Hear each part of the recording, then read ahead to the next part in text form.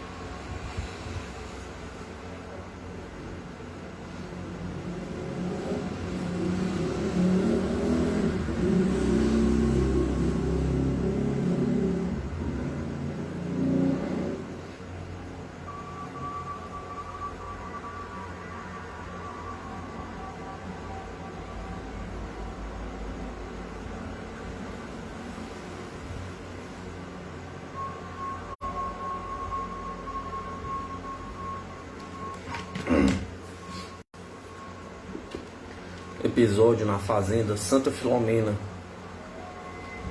Caminhando à noitinha para sua casa em um lugar relativamente ermo dentro da fazenda, o humilde lavrador vê seus passos obstados por duas figuras aparentemente humanas com a intenção de capturá-lo. Teve o lavrador a impressão que, galhardamente, conseguiu romper o cerco a ele feito. Todavia, chega na residência, sua esposa e filhos e amigos constatavam que houve temporariamente graves perturbações de ordem mental no trabalhador, pois este se mostrava desorientado no tempo e no espaço, nem reconhecendo seus familiares durante cerca de hora e meia. Data e horário do episódio: 13 de maio de 1979, entrada 19 horas e 19h30. Data da pesquisa: 15 de 7 de 79. A testemunha: Braulino Gomes Ferreira, com 30 anos de idade na época do episódio, quando trabalhava na fazenda Santa Filomena. Braulino é casado com Dona Filomena Custódio Ferreira, com a qual tem 4 filhos, o maior com 9 anos e o mais jovem com apenas 8 dias de nascido, por ocasião da pesquisa. Local do episódio: Fazenda Santa Filomena, situada nos arredores da cidade de Lins, São Paulo. Esta fazenda tem entrada por porteira, localizada no lado direito da estrada Guaimbé, que se inicia no trevo rodoviário que dá acesso à cidade de Lins. 3 ufólogos, 2 paulistas da ex-APSC, Dr. Ult N. L. Silbrecht e Antônio Vicente de Paulo, de um lado, e o carioca Walter Bulli, da Sociedade Brasileira de Estudos sobre Discos Voadores, de outro lado, viajaram em conjunto para a cidade de Lins, situada mais ou menos na parte central do estado de São Paulo. A tal cidade já é por demais conhecida pelos pesquisadores veteranos por seu passado ufológico, relembrando aqui em capítulo separado. O noticiário de jornais constituiu-se uma atração para o trio buscar averiguar em loco a veracidade de título, como tripulantes que obedecem em São Paulo, Lins, e são agredidos a soco. O disco voador aparece várias vezes em Lins. Policiais veem disco voador em São Paulo. Em Lins, a vigília pelo disco. A pesquisa sobre o presente caso: luta corporal entre lavrador de Lins e o ufonauta interplanetário. O mérito maior pertence a Uther Silbrecht pela compilação dos dados que realizou, consultando seus apontamentos de 2 anos atrás e transcrevendo ainda a gravação que faz da conversa com o protagonista do episódio. Esses textos foram condensados na Sociedade Brasileira de Estudos de Discos Voadores, enriquecido com fotos tiradas pelo pesquisador ufológico de Lins, Herbes Gonçalves Curió, repórter policial e locutor da Rádio Alvorada de Lins Limitada. Incluiu-se também resumo em relatório de Herbes sobre avistamentos ufológicos em Lins e nos arredores nos dias anteriores, durante e depois do episódio aqui focalizado, além de relembrar particularidades de incursões de ufonautas e discos voadores em Lins. Em época anteriores, faz ainda estudo comparativo do caso presente com outros da ufologia brasileira, seja pela semelhança dos ufonautas, seja pelas interferências e sequelas momentâneas provocadas no aspecto psicopatológico da testemunha do episódio. Paralelamente ao episódio que é relatado na cidade de Linz e proximidades, houve outros eventos ufológicos observados pelas mais diversas categorias de pessoas, alguns mencionados em item à parte. Do dia mesmo do fato ocorrido da fazenda Santo Filomeno, o senhor Disseu, amigo de nosso protagonista Braulino, avistou o veículo voador na direção daquela propriedade de madrugada. Disseu observou o objeto voador de seu sítio, que fica à esquerda da estradinha de Guaimbé, onde à direita existe a porteira que dá acesso à fazenda.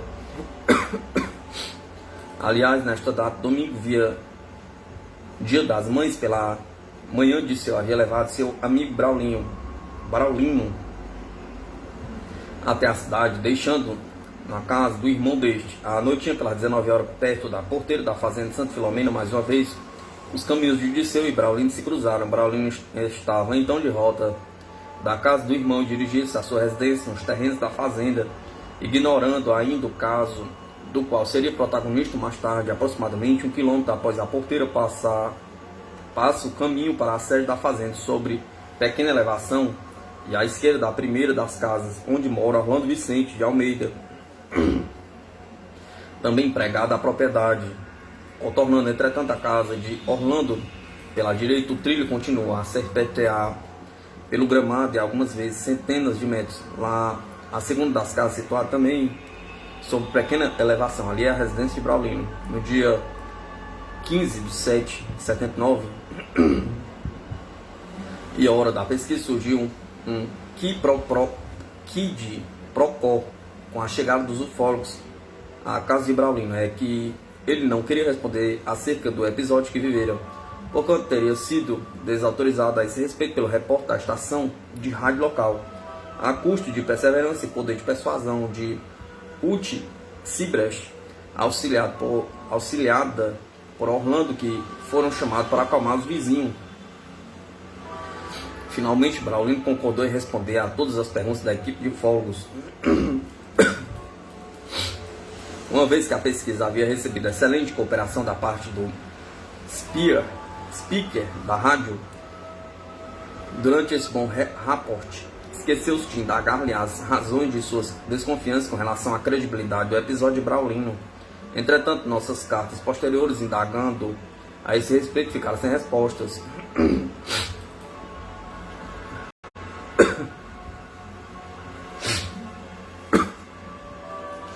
Enquanto Uter Sibrecht estivesse ocupado em inquirir Braulino, Dona Filomena, esposa do último, relatou-nos que observaram de estranho no marido no dia do episódio. Braulino havia chegado à casa aproximadamente às 19h30, de feições pálidas, espavorido, cabelos em desalinho, olhos injetados de vermelho, revirando-se frequentemente para cima. Não falava e não reconhecia ninguém, nem a mulher nem os filhos. Isto foi muito chocante para a família. No entanto, chamou pelo vizinho, Orlando.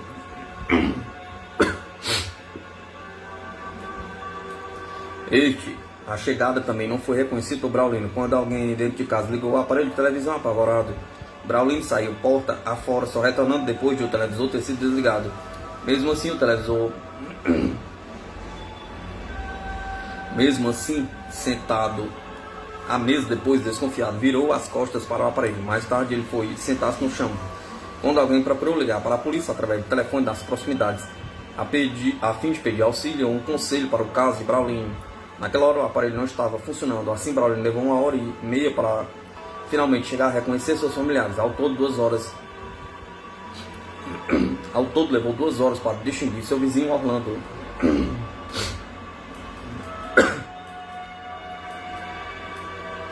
O pequeno imbróglio sustentado por Braulino com o fonauta será relatado logo adiante. Para o desavisado em ufologia, à primeira vista não se justifica as alterações do sistema nervoso externadas pelo nosso protagonista. Por isso, depois em itens à parte, vamos focalizar episódios semelhantes a este, ou aqueles que evidenciam modificações da patologia psicofisiológica iguais ou parecidos com as constantes em Braulino.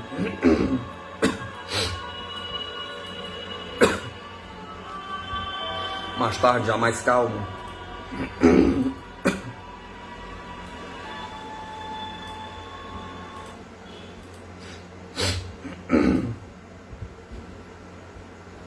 Mais tarde, já mais calmo, Braulino decidiu-se a fazer seu relato à pesquisa. Explicou então que, em sua demanda para o lar, na passagem pela casa do vizinho Orlando, àquela hora, já havia escurecido, mas enxergou lá estacionado um vulto que tomou por um carro Volkswagen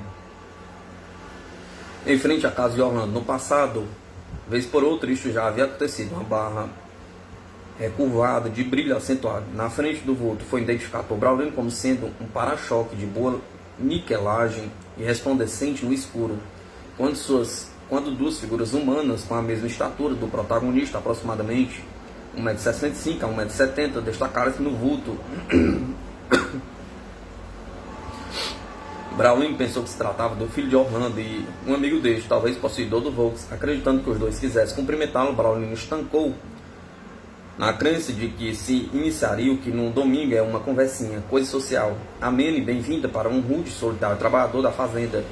Nesse avistamento e nessa aproximação, ele julgava que se passaram uns 30 segundos. Todavia, os instantes seguintes, percebeu que os dois personagens se deram as mãos mutuamente como para obstar-lhe o espaço, ou se não pior, com a finalidade de capturá-lo. Talvez nesse momento Braulino tenha se lembrado dos rumores de avistamento de discos voadores em Lins, naqueles dias ou épocas anteriores. O fato é que ficou em pânico e esforçou-se por gritar o nome de Orlando para lhe pedir socorro. Porém, estranho como pode parecer, o grito não saiu. Logo após, tentando romper o cerco que fora feito, Braulino lançou-se para frente, em direção aos estranhos. Essa passagem dramática encontra-se bem expressa na transcrição da gravação realizada por Dr. Uchi, que vem a seguir. Na transcrição, introduzimos pela palavras omitidas por Braulino em parênteses. Necessária a melhor compreensão do texto, esclarecemos ainda que B significa a resposta de Braulino e P a pergunta.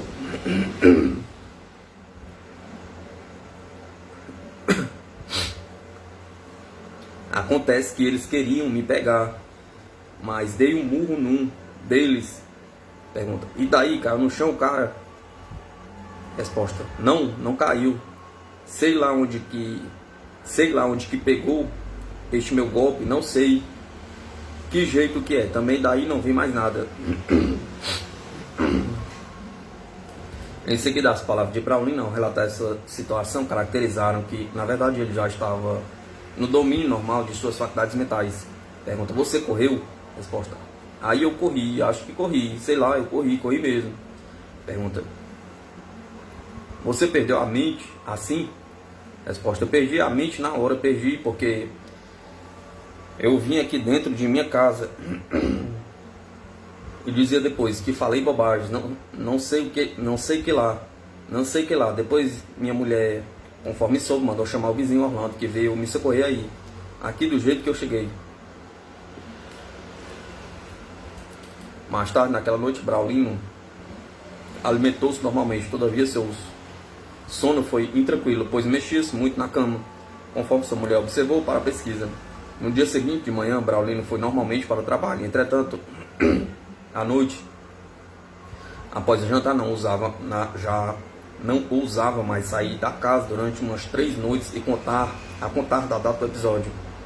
Orlando assegurou que Braulino não havia gritado por ele, pois de tão pertinho teria ouvido sua voz. Informou também a pesquisa que naquela noite não via automóvel algum parado perto de sua casa. Por enquanto, teria ouvido a chegada do carro. De fato, Adélia Natalina, mulher de Orlando, escutara uma espécie de chiado perto da casa, em horário compatível com o episódio. Maria Adélia, sua filha menor, havia interpretado o ruído como a chegada de um carro e quis abrir a janela.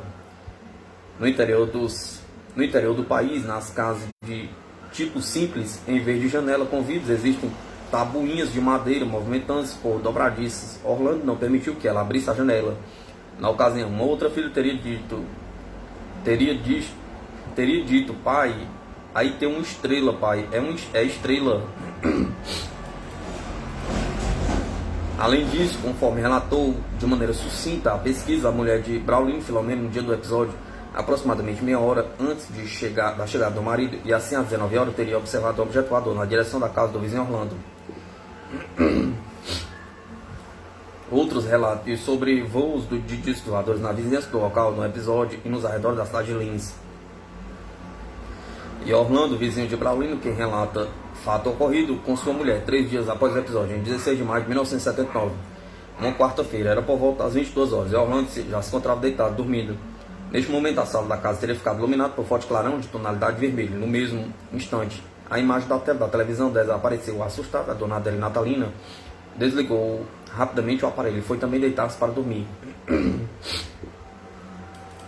Disse seu amigo de Braulino, já citado aqui, morador à esquerda da estrada de Guaimbé, narrou outro fato 3 dias após o episódio de Braulino, sem precisar, entretanto, o horário.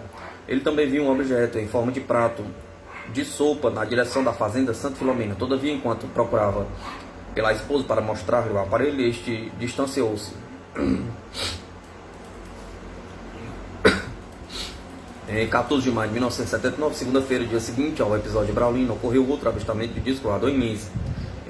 Eram cerca das 21h10, quando moradores da Vila Labate avistaram um objeto luminoso que se encontrava a baixa altura e ofuscava a vista. Um guarda noturno da Comax pôde observar um aparelho à altura de uns 100 metros. Aparentemente, o objeto era 10 vezes maior que a Lua. Tinha luzes vermelhas, verdes e azuis e chiava feito enceradeira. Enquanto isso, as lâmpadas da iluminação local chegaram a murchar. Luz semelhante a de uma estrela, ora aproximando, ora distanciando, mas apresentando objeto de dimensão real, avaliado como a de um automóvel. Foi visto no ponto do frigorífico Betim. Os policiais rodoviários federais Medeiros e Fernando, de binóculo, puderam observar o objeto voador, que de 5 em 5 segundos mudava de cor. 3 dias antes ainda do episódio de Braulino, em 10 de maio de 1979, quinta-feira, os policiais rodoviários Rondon e Luiz Gama, munidos de binóculo infravermelhos para a noite, acompanharam as andanças de uma luz no ar que quando parada piscava em vermelho e verde. Houve também o cidadão de apelido Zequinha, afirmando depois que tal objeto não era estrela nem avião, e que mudava de cor, do vermelho para o verde, para o azul, cerca das 21h30. O UFO baixou de altura e foi visto por Oswaldo Otis, certo garotinho que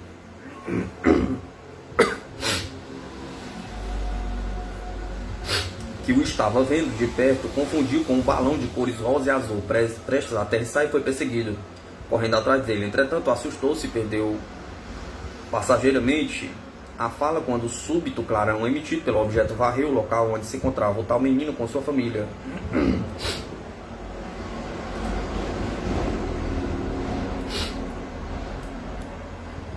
Um dos boletins mais recentes da SBEDV, sob o título Os Tripulantes de Serra do Moura, Santa Catarina, foi mencionado o caso do lavrador João Romeu Klein, a aproximadamente 100 metros de sua residência,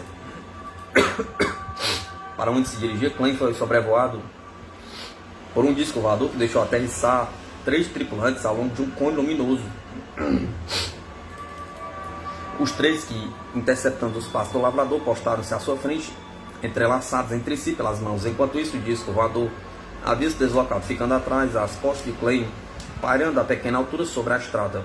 Vendo-se encurralado, o lavrador pegou sua faca e lançou na direção dos ufonautas. Entretanto, teve a reação dos ufonautas. Entretanto, teve a impressão de que a faca resvalou. Em seguida, um dos tripulantes acionou um pequeno aparelho, da qual saiu um raio dirigido para a perna de Klein. A seguir, este perdeu a consciência, recuperando-se em casa após ter sido resgatado por sua família.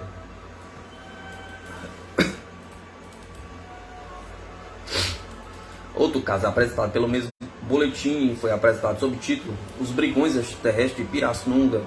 Neste episódio, o protagonista foi também um lavrador, de nome Luiz Flauzinho. Este, no caminho de manhã cedo, viu-se inopinadamente atacado por 2 ufonautas. Fiozino assim os reconheceu pela estatura menor que a dos terrestres e pela assimetria do rosto dos dois. Além disso, quando começou a procurar se defender, Fiozino observou que não podia vencê-los, embora fosse de estatura bem mais alta. Isso porque os dois se esquivavam dos golpes de Fiozino com enorme agilidade. Fiozino, em sua defesa, fez então uso de rasteira e os dois caíram um sobre o outro. Em seguida, viraram as costas e entraram no mato. Todavia, Todavia, fato estranho ocorreu com o cachorro de Flosindo, de nome Nervoso. A pedido de seu dono, o cão havia feito carga contra os estranhos, a uns 4 metros de distância destes. Por razões desconhecidas, Nervoso estancou como que atingido por alguma coisa, e daí em diante começou a rolar no chão. Terminada a refrega do lavrador com os orfanatos, o animal ainda fraco foi incapaz de levantar-se para seguir o dono, só o fazendo mais tarde. Aliás, é feito quase idêntico ao sentido por Nervoso deu-se no cachorro Hong, adestrado para a defesa de guarda noturno, do guarda noturno Antônio Carlos Ferreira, da cidade de Mirassol. Também o cão Rogue viu-se neutralizado ao atacar os orfanatos que vieram para sequestrar Antônio, retendo este último por aproximadamente 2 horas, conforme pesquisa de Ney Matiel Pires, na cidade de Mirassol. Nossas suspeitas são as de que os animais mostram-se mais facilmente afetados pelos campos energéticos de defesa dos extraterrestres, localizados nas suas roupas, nos seus sapatos. Quanto aos sapatos, acreditamos que tenham algo a ver com a locomoção em alguns casos, especialmente para permitir aos orfanatos flutuar no ar ou dar saltos grandes. Em outro corpo a corpo, na cidade de Bauru, no estado de São Paulo, a confusão foi entre o guarda noturno da Daido de Oliveira e 3 extraterrestres. Esses últimos haviam sorrateiramente invadido a subestação de Bauru, na época ainda em fase de construção, parte da grande central elétrica de Urubupungá. Dos 3, um havia tomado posição na cerca da subestação, outro na frente do escritório na empresa, e o terceiro tinha saído pela janela desse escritório. Na briga, o trio veio vencendo Dalindo, deixando em seguida. O guarda noturno viu-os então tripular a espécie de objeto com forma de carro Volkswagen, que se levantou nos ares e desapareceu.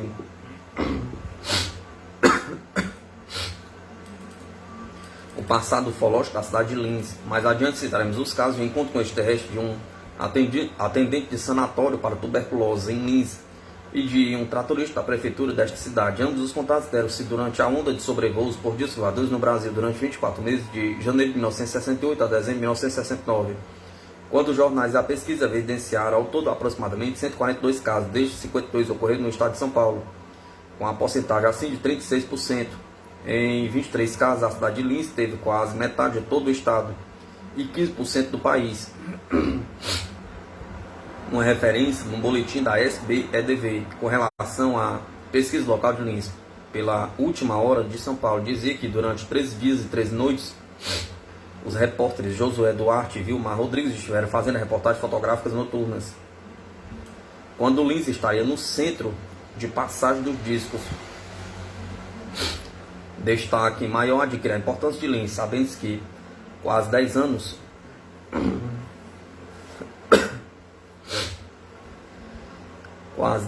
antes, quando da grande onda de sobrevoos por discos voadores no Brasil durante 14 meses, de novembro de 1957 a dezembro de 1958, esta cidade nem tinha sido citada. Isto, embora dos 149 sobrevoos do país, o estado de São Paulo tenha apresentado um número de 23% dos casos e assim 15%.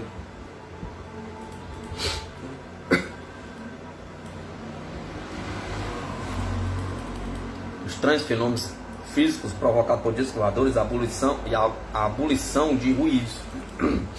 O grito por socorro de Braulino, que não saiu de sua garganta, poderia ser interpretado simplesmente como nervosismo do protagonista, causado pelo pânico de que se viu possuído durante o cerco que lhe fora feito. Entretanto, ufólogos independentes e estrangeiros trouxeram à tona diversos episódios ufológicos nos quais se notou o enigmático abafamento de ruídos. Na ufologia brasileira, destacou-se neste sentido o caso do motorista de ônibus Antônio Rúbia, morador do bairro de Paciência, perto de Campo Grande, zona rural da cidade do Rio de Janeiro. Alta madrugada, La Rúbia foram capturados por 3 estranhos figuras de ufonautas, levados para dentro de um disco voador estacionado na praça local. Em seu interior, no salão espaçoso, movimentou-se aproximadamente 2 dúzias de extraterrestres. Todos do mesmo tipo, mas em completo silêncio, sem pânico. O motorista queria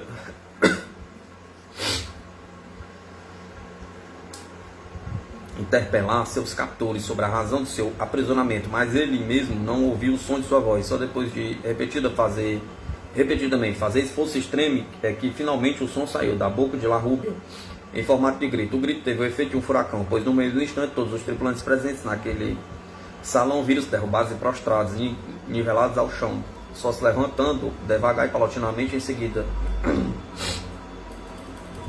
Outro caso pesquisado pelo ufólogo paulista Rupert Kiener foi transcrito no boletim da SBDEV. Refere-se a 3 caçadores de jacaré no interior do país. O relato dizia que subitamente, com a aproximação de um disco voador, todos os ruídos da floresta cessaram, seja o canto dos grilos de cigarra, seja o murmúrio das folhas batidas pelo vento, seja o rolar das águas das corredeiras do rio. O estado mental dos sentidos da personalidade, alterado por influências energéticas ufológicas. O lavrador Adelino Roque, montado a cavalo, a caminho do seu lar em Itaúsu, Goiás, foi arrebatado por uma luz. Quando recuperou a consciência, encontrava-se deitado sobre uma pedra, soube depois que se achava à distância de um dia de viagem de sua cidade, Itaúsu. A pessoa que informou isto, Adelino, foi um carroceiro que passava pelo local e que vinha observando a vagar em zigue-zague à beira de um rio perto da tal pedra. De volta ao lar, a família de Adelino estranhou as modificações externas em suas feições e em seu novo modo de agir. Até a data deste episódio, Adelino, pai de 4 filhos, sempre foi um marido fiel, mas depois do acontecimento, de um dia para o outro, fugiu com uma sobrinha sua, ainda menor de idade. Após a volta, um mês depois, os dois se suicidaram juntos, aparentemente por ingestão de veneno. Outro caso bem lembrado entre os ufólogos brasileiros é o de Almir Martins Ferreira, guarda noturno da represa hidroelétrica do Funil, situada perto da cidade de Resende, hoje chamada Agulhas Negras, no estado do Rio de Janeiro. Certa noite, Almir surpreendeu-se com um disco voando pairando a poucos metros de altura acima da represa e resolveu detonar seu revólver 3 vezes na direção do objeto. Logo a seguir, viu-se envolto por um raio luminoso dirigido para ele do disco voador. Primeiro, o guarda noturno sentiu seu corpo tomado por intensa onda de calor e depois de frio. Daí em diante ficou cego e sua perda de visão estendeu-se por vários dias, até que finalmente foi curado por médico através da hipnose que diagnosticou o seu mal como cegueira psicogênica.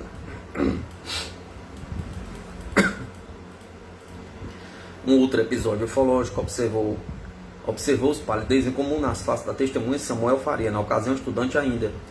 Ele disse que notou-se a necessidade de Samuel sentar-se no chão. Além disso, notou-se a necessidade de Samuel sentar-se no chão para poder fazer o relato do acontecimento vivido momentos antes aos seus familiares. O fato, uma tentativa de sequestro por ovo, ocorreu no próprio quintal da casa da testemunha. Além disso, a palidez em comum e postura no chão para fazer seu relato aos vizinhos foi constatado em Antônio Paulo Ferro, tratorista da prefeitura de Garanhuns, Pernambuco. Momentos antes, Antônio fora abordada em sua roça por 2 ufonautas de pequena estatura. Em Botucatu, São Paulo, vários escolares que tinham visto à distância a decolagem de um disco voador logo a seguir demonstraram estado nervoso e apreensão durante o dia inteiro, mesmo depois de ter passado o primeiro susto. Neles também notou-se perdas de noção de tempo, embora se desconhecesse os testes psicológicos feitos na ocasião pelo investigador.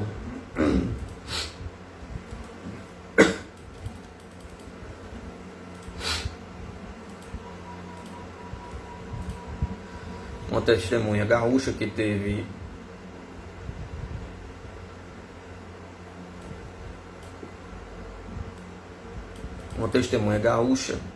teve demorado contato com ufonautas em outros planetas foi Arthur Berletti, na cidade de Sarandi, Rio Grande do Sul.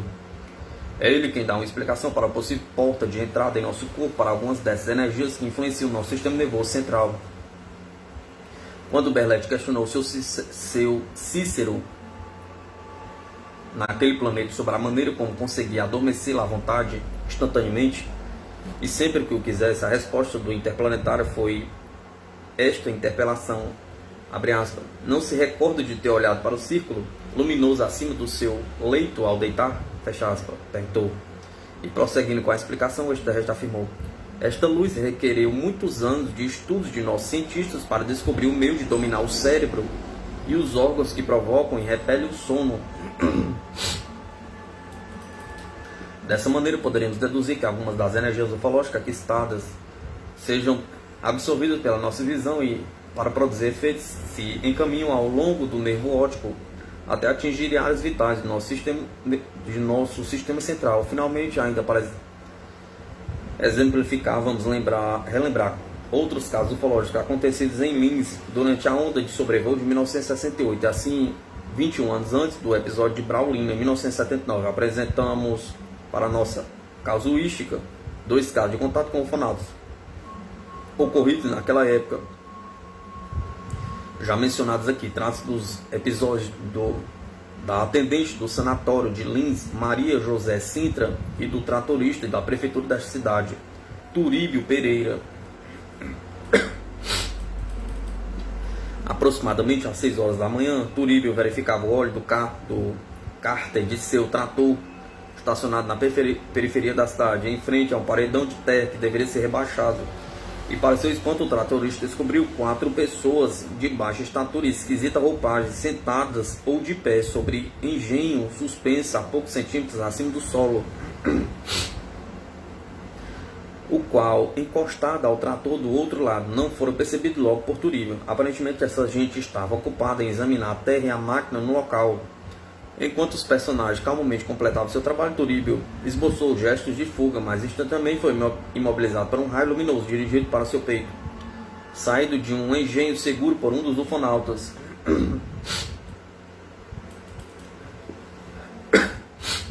Só depois é que os estranhos entraram em seu veículo e foram embora. Posteriormente, quando Turíbio fazia seu relato a pessoas da prefeitura de Linz, estas se espantaram com as profundas olheiras do tratorista e a lividez cadavérica de sua face. Por esta razão, ele foi dispensado de seu trabalho rotineiro naquele dia e dirigiu-se para sua casa. Lá, após ter relatado o episódio, a esposa do Turíbio teve acesso de prolongado e copioso choro. Achamos surpreendente este fato. Um homem rude, seguro, trabalhador, calejado e simplório, conforme o conhecemos durante a nossa pesquisa.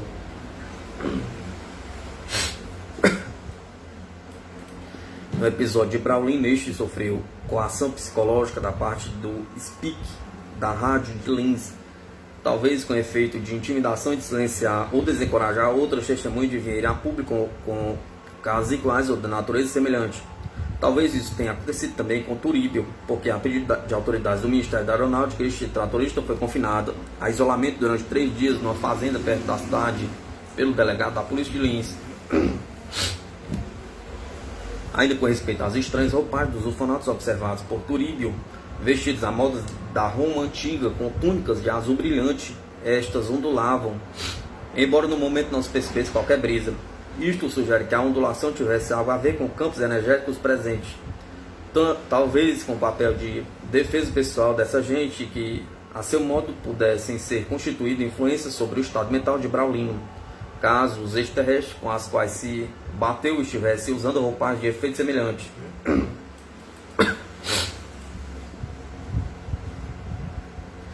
Se imaginarmos a ondulação da roupa extraterrestre ligada a campo energético usado para defesa e locomoção antigravitacional ipso facto, podemos concluir que em corpo a corpo com tal ufonauta, a testemunha terrestre talvez sofra as consequências da maneira como observamos em Brownsville. Aliás, também no sapato dos ufonautas pode se localizar esse campo energético, conforme notado por Edmond Cardoso de Oliveira, trabalhador rural na Fazenda Velha, em Amparo, Novo Friburgo, estado do Rio de Janeiro. Segundo observado por Edmond, do calcanhar do ufonauta, um andar no ar projetava-se para trás em direção horizontal uma esteira flexível transparente e clara de uns 50 cm por uns 5 cm de largura. Em outro caso, da Fly Saucer Rivel, mencionado pelo boletim da SBEDV, a testemunha procurou assegurar o salto do sapato do extraterrestre em fuga, mas deixou logo escapulir. Por enquanto teve sensação de calor, de ferro em brasa, ficou com a mão queimada e nela ainda eram visíveis sinais dos 2 meses após o acontecimento.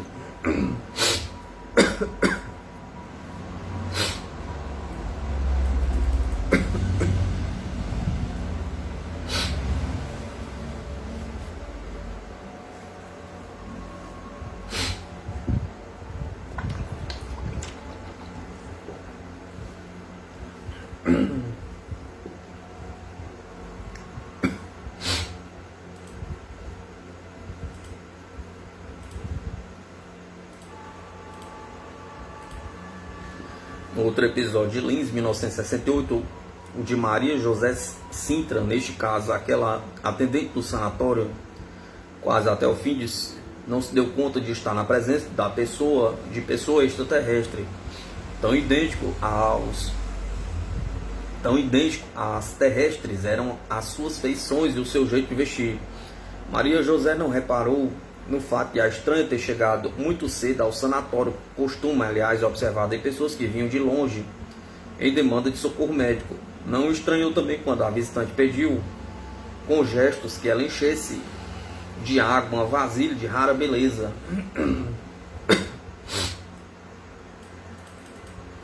É que às vezes vinham pessoas ao sanatório que desconheciam o português por terem nascido em outras terras como Líbano, Síria, Polônia ou Japão. E tais pessoas se expressavam por sinais ou numa verdadeira salada de idiomas. Assim, quando na despedida a estranha bateu-lhe amistosamente nas costas, dizendo: "Abaura, abaura", Maria tomou tal expressão como obrigada, obrigada, dita numa língua desconhecida, mas a personagem dirigiu-se para o gramado em frente à porta, e lá, na escuridão da madrugada, subitamente iluminou-se um engenho em forma de pera, onde a estranha desapareceu e que em seguida levantou o voo. Só então Maria Sintra se deu conta da identidade daquela pessoa, disse ela, de origem terrestre. Quando após fechar a porta, a atendente recuou para a parede e urinou nas calças. Poder-se-ia culpar sua emotividade de pessoa simples e desacostumada de adaptar-se rapidamente a situações novas. Mas, lembrando-se das explicações dadas pelo extraterrestre Arthur Berlet, a energia emanada do disco voador, ao levantar voo, entrando pela vista de Maria Sintra, poderia ter afetado regiões do cérebro que controlam o centro do sistema nervoso neurovegetativo, e assim o funcionamento da bexiga, conforme será explicado no caso seguinte. Na época da pesquisa em Montes Claros, Minas Gerais, a testemunha Filomena Bita de Oliveira exercia a profissão de bancário, mas aos domingos, para relax, gostava de organizar pescarias, uma das quais motivou esse episódio ufológico. Certo domingo, um disco voador aproximou-se do local que Filomeno havia escolhido e ficou pairando a uma altura de 50 metros sobre ele, como que querendo bisbilhotar suas atividades de pesca. Com curiosidade, a seu modo, o pescador passou a observar a infraestrutura do aparelho, que, embora já anoitecendo, se destacava fracamente iluminada. Havia passado menos de um minuto quando, aparentemente tendo perdido o interesse pela monotonia da pesca, de súbito o disco voador inclinou-se um pouco e, acelerando rapidamente sua velocidade, sumiu em poucos instantes.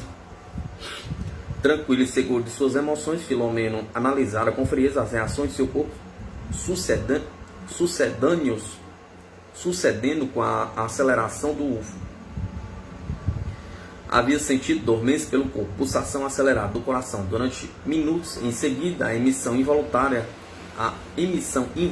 nas calças. Se não fosse a curiosidade da esposa em indagar-lhe posteriormente a razão de ele ter urinado na roupa, Filomeno teria se esquecido de relatar para ela o episódio ufológico, pela mente tão estoica e difícil de impressionar que possuía.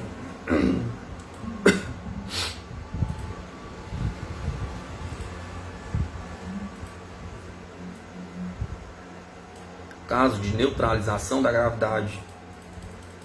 Sob os cabeçalhos, bailou no espaço, sugado pelo disco. Também em Itaperuna, a luz do disco desligou máquina e controles de carro. Juiz diz que disco voador já é um velho conhecido. Disco voador paralisou o carro. Disco voador acatava cavalheiro a cavalo. Jornais de agosto de 1979. Publicado no título de episódio ufológico vivido por Afran José Pena, de 23 anos de idade, empregado na fazenda Itaipaba, de propriedade Itagiba França Nogueira. Esta fazenda fica em Cardoso Moreira, pequena cidade a 40 km de Campos, situada à direita da estrada que vai deste município a Itaperuna, distante uns 40 km no leste do estado do Rio de Janeiro. cerca das 22 horas do dia 18 ou 19 de 8 de 79, mas era sábado. Afrânio voltava do namoro com sua noiva, Vera Lúcia. Vindo a cavalo, dirigiu-se para a sua casa, localizada nos arredores, distante alguns quilômetros. Foi quando se viu abordado por uma luz pelo alto. Essa luz estancou o cavalo, produzindo sonolência em Afrânio. Tirou flutuando da montaria e por alguns momentos colocou suavemente no chão. Arrolou ainda o jornal que noticiou o fato. O testemunho de outras pessoas, como os automobilistas Wanda, Lúcia, Naí e Davi, que à mesma hora teriam observado a referida luz. Também Nazir Batista, funcionário do Ministério do Trabalho, à meia-noite, teria visto evoluções da luz sobre Cardoso Moreira, em Serra Próxima. Estas evoluções foram notadas ainda pelos funcionários da empresa brasileira de Correios e Telégrafos, Daí e João. Além disso, na mesma noite, um ônibus da aviação na atividade da linha Niterói na atividade teve sua viagem interrompida nas proximidades da cidade de Bom Jardim. Isso quando o motor e todas as luzes do veículo se apagaram pela passagem do objeto luminoso no céu emitindo faixa de luz em várias cores. Posteriormente citou-se o testemunho das irmãs Cláudia, Regina e Márcia Valéria Siqueira, cujo carro em uma Brasília na estrada de Itaperuna teve os faróis apagados e a máquina desligada. Nesse instante, as duas notaram um disco voador a cerca de 400 metros de altura, soltando um raio luminoso que incidiu no automóvel. Após o desaparecimento do OVNI, o carro e os faróis voltaram a funcionar normalmente. Mais tarde, Afrânio informou que alguns trechos do noticiário dos jornais estavam bastante exagerados. Declarou ele que não tivera ciência de haver dado cambalhotas no ar por ocasião do episódio. Outro sim ficou intrigado porque alguém, aliás, no anonimato, quis fazer ele desacreditar seu próprio relato, pretendendo confundi-lo com a desencontrada história de pneumático pegando fogo no ar, amarrando por um fio. Isto quando outras pessoas também deram seu testemunho às delegacias policiais sobre o real aparecimento dos discos voadores naquela região, naquela noite e em outras próximas.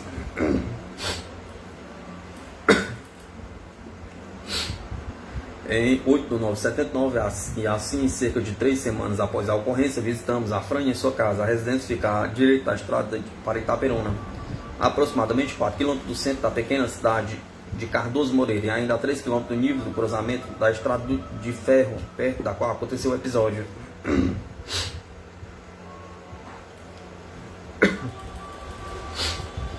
Afrânio, alfabetizado por escola primária, datou o episódio para os dias 18 ou 19 de agosto de 1979, aproximadamente à meia-noite.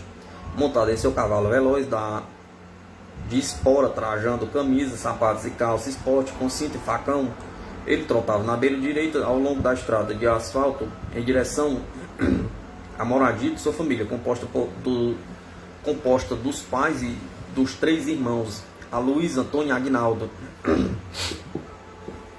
No trecho já mencionado, onde por sinal existe umas 3 ou 4 casas à esquerda, direita e nível mais baixo, corre ali a linha do trem. Afrânio apercebeu-se uma luminosidade a cerca de 100 metros sobre sua cabeça. A luz foi baixando na direção de Afrânio. No entanto, que então sentiu no corpo um calor mais quente do que dia de verão. Parecia calor de forno.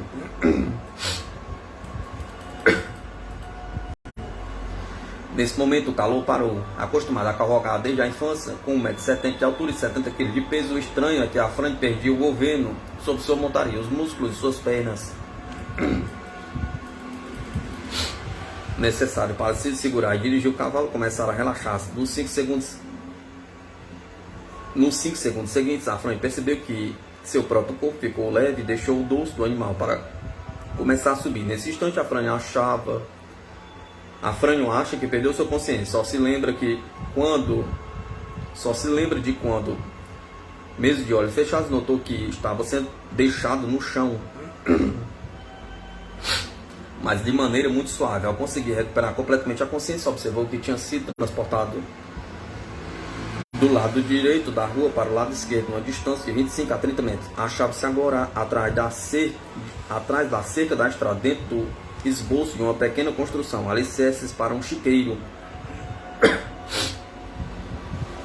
na frente de uma das casas, à margem esquerda da estrada, como que sabendo do acontecido e como que para solidarizar-se e confortá-lo, seu cavalo havia então atravessado o asfalto da estrada e pendia a cabeça por cima da cerca em direção a Afrânio, que ainda estava no chão.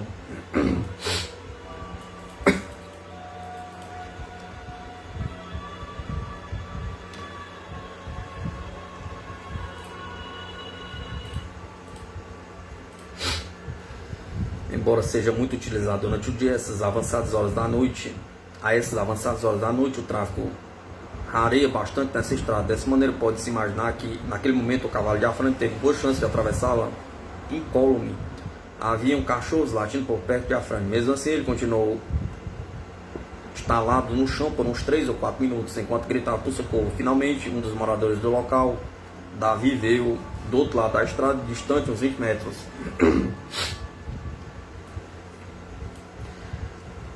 Por razões de medo ou outras, o morador da casa de cuja frente Afrânio havia sido colocado não deu as graças de seu aparecimento à prestação do auxílio. Reconhecendo Afrânio, David levou até sua própria casa, na beira direita da estrada, puxando também o cavalo para lá. É que o cavaleiro já não se sentia em condições de ir sozinho para a casa dos pais, ou talvez porque tinha medo de ser interceptado novamente pelo disco voador no caminho.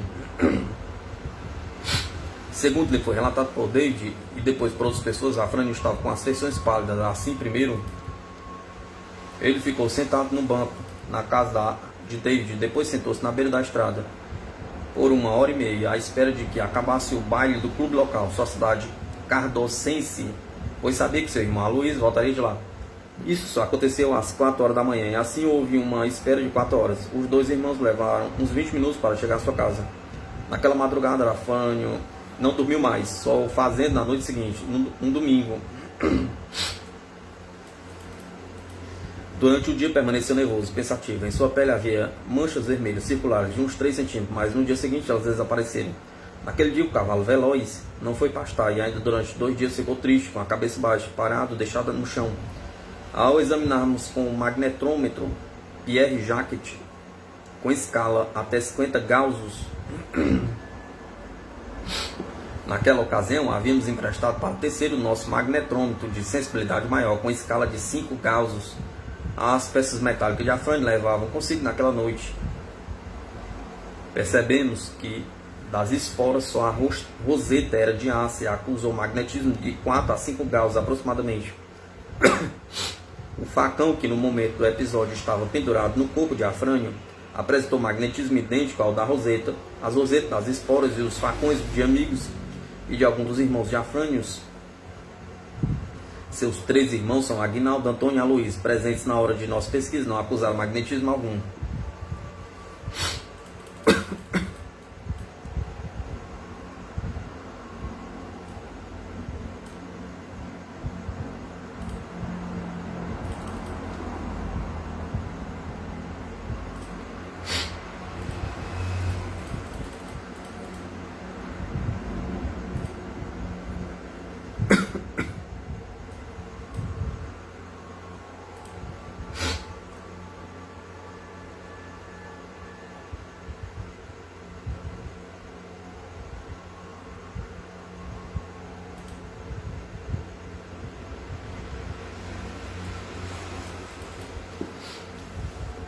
A caotização da ufologia, o serviço secreto.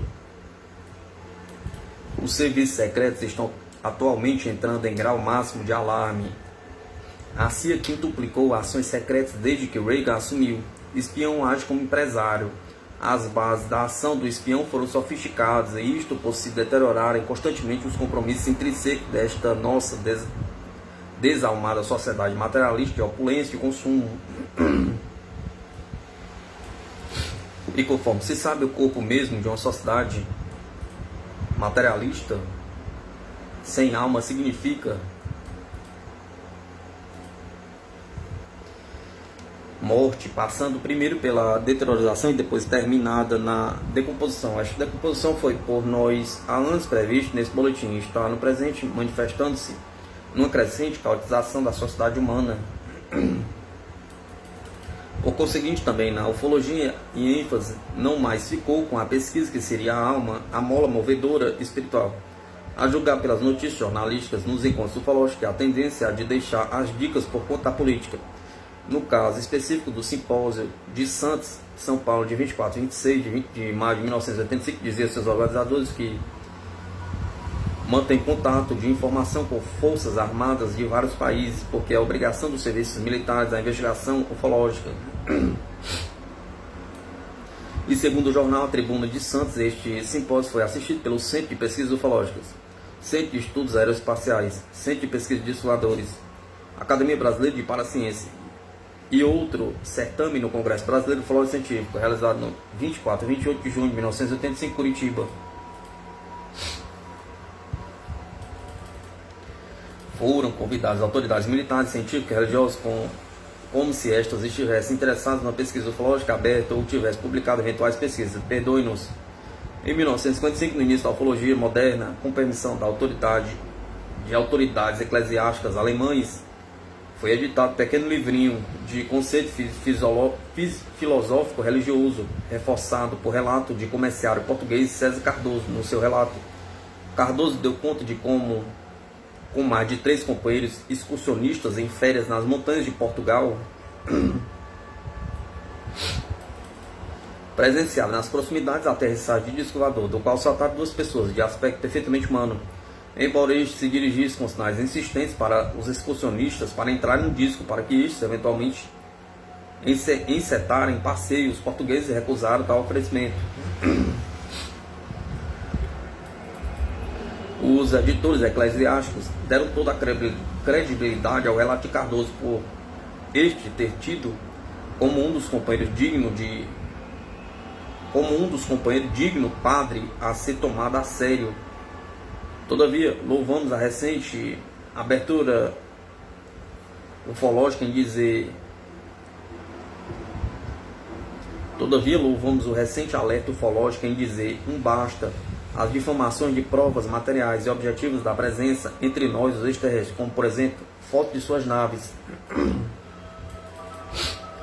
Achamos ainda que a coragem e o alerta desses intrépidos ufólogos deveriam estender-se também ao exame das difamações injustamente assacadas contra as próprias testemunhas de contato pessoais com entidades extraterrestres. Tomemos, por exemplo, as mensagens transmitidas por pessoas contatadas pelos extraterrestres, como Arthur Belletti, Antônio Rossi, Freitas Guimarães, estes brasileiros, e um George Adams, norte-americano, lembrados nos boletins, no último capítulo deste boletim. Com relação à testemunha suíça Eduard Meyer, recentemente houve deveras reviravolta em favor do livro que relata este contato. A respeito desta testemunha foram preferidas palestras em Belo Horizonte, Santo André e Santos, quando se realçou a impressionante série de fotos e filmagens e filmes que Eduard Meyer testemunhou de contatos múltiplos conseguiu fazer de naves extraterrestres. Se tivesse sido obedecida a regra de sempre de investigar a credibilidade dos detratores e difamadores e de testemunhas de contato, no caso de Eduard Meyer, não teria havido desunião em torno da veracidade desta testemunha entre 2 abnegadas ufólogas cariocas sempre unidas no passado.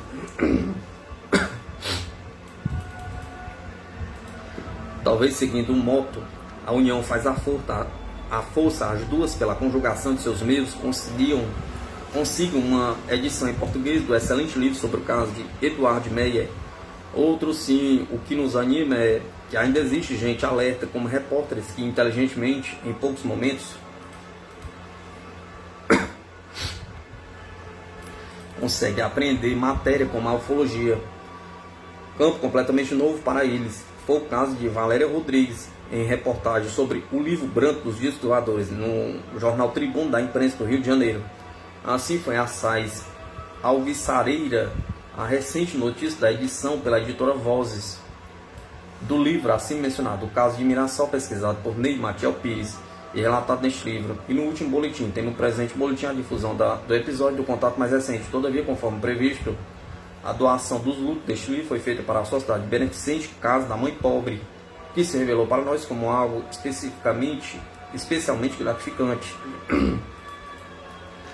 Circulam ainda pelos jornais de Pernambuco notícias de ter aparecido o livro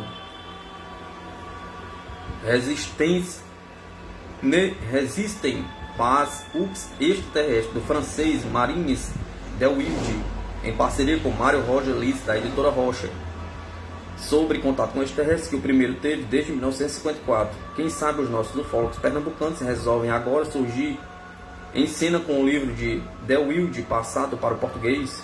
Pergunta. Civilizações do espaço visitando o planeta Terra.